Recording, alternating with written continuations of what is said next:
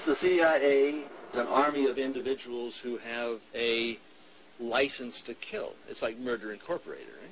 Oh, are you kidding? The CIA makes the mafia look like a Sunday school class. I mean, this is the problem with what's actually happened in Afghanistan. Look, the CIA has done in this country, what they've done to us is unbelievable. Look at the terrorist acts that have occurred. The CIA behind most, if not all of them. We had the Marine barracks. We had our embassy in Kenya. We had Pan Am 103. We had the USS Cole. We had Oklahoma City. We had the World Trade Center in 1993. Our government was involved in some of those. I can't say all of them because I don't know, but I do have documentation that there was government implication in some of these. We'll discuss them as we go. Well, Ted, the people out there, I mean, did you know that the World Trade Center went up when it was bombed internally? That it all was put together by an organization called the FBI. Is that this 1993? Yeah. Yes. I have and I'll show this on camera, a newspaper article from the New York Times, and it was also an article in the LA Times, by the way, and it's dated October 28, 1993, and it's a result of testimony in the trial, and the informant, the FBI informant in the trial, a fellow named Salam, a 43-year-old former Egyptian army officer. Imam Salam. Right. He was the informant for the FBI. And he recorded his conversations secretly with this. So when it came time for trial, he said, hey, wait a minute. Here's what really happened.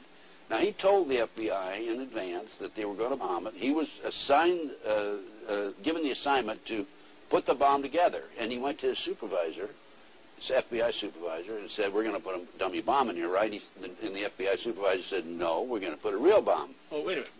Let's name names. John Antisef. Was the supervisor. Yeah, he was the supervisor for the FBI, and he winds up in with having something to do with the Kenya investigation. So here's a guy who's involved in setting up the World Trade Center for to be blown up, and it resulted in the deaths of six individuals, over 1,000 injured. Nearly $100 million. $500 million. A lot of millions of dollars. Millions of dollars, yeah. And in debt property damage. Right. Now, if justice were done, the FBI agent would be not only in jail but executed for murder in the first degree. And is the chief suspect in the attack upon the World Trade Center on September 11th, is not the chief suspect the individuals or individual agency that bombed the World Trade Center in 1993? Based on what happened in 1993, the FBI not only knew in advance they were going to bomb the World Trade Center, they furnished the ingredients for the bomb. Based on that, I would say that the FBI is the primary suspect, but also I think we have to consider the CIA.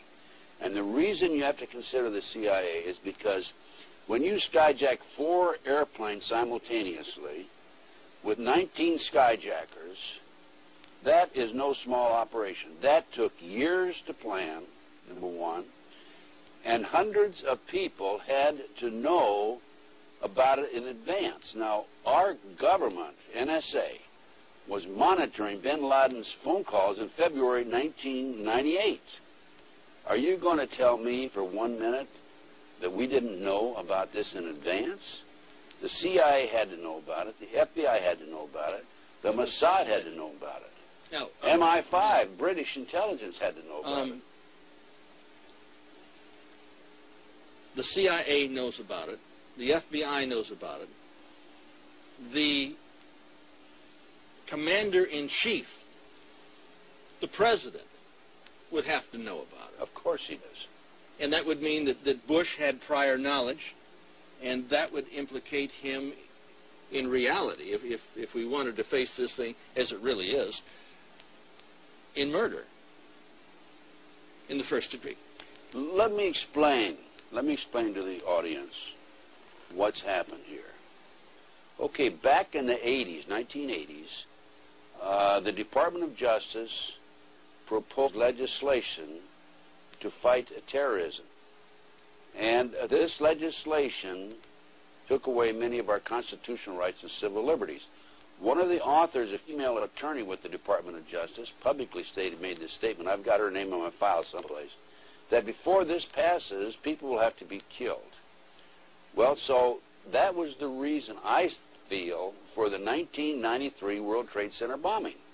Unfortunately for them, fortunately for us, the good guys, there were only 6 people killed, not enough to pass the legislation. So what happened is 3 years later, no, 93, 2 years later, April 19, 1995, down comes Oklahoma City Murrah building, 168 people killed. 1 year later, the anti-terrorism legislation that takes away many of our constitutional rights and civil liberties is passed.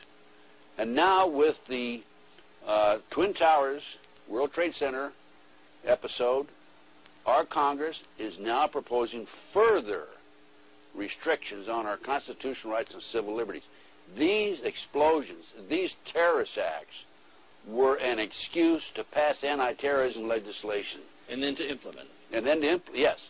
And this is what's happening in the world today. And that's why our intelligence people are not only knew about it in advance, but probably involved.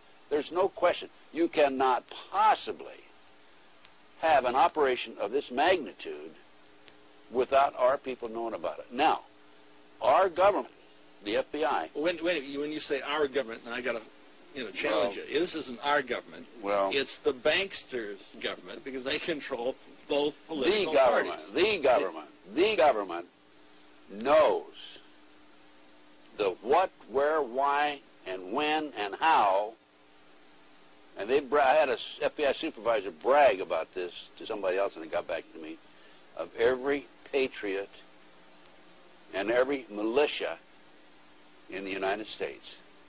Now, if they know that, are you going to tell me that they're not going to know about the terrorists coming and going?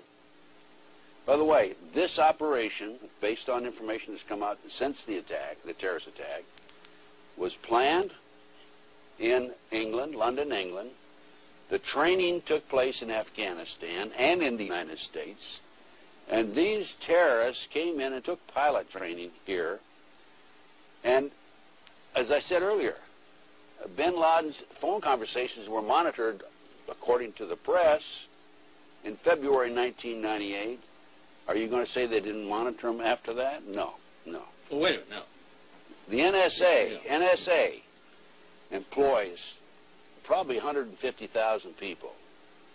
I don't know what their payroll is. I mean, it's the number of personnel. But they have taps on virtually everybody in America. This was part of the anti-terrorism legislation that was passed after Oklahoma City. Well, that's exactly what Adolf Hitler did when he burnt down the Reichstag. Well, why do you think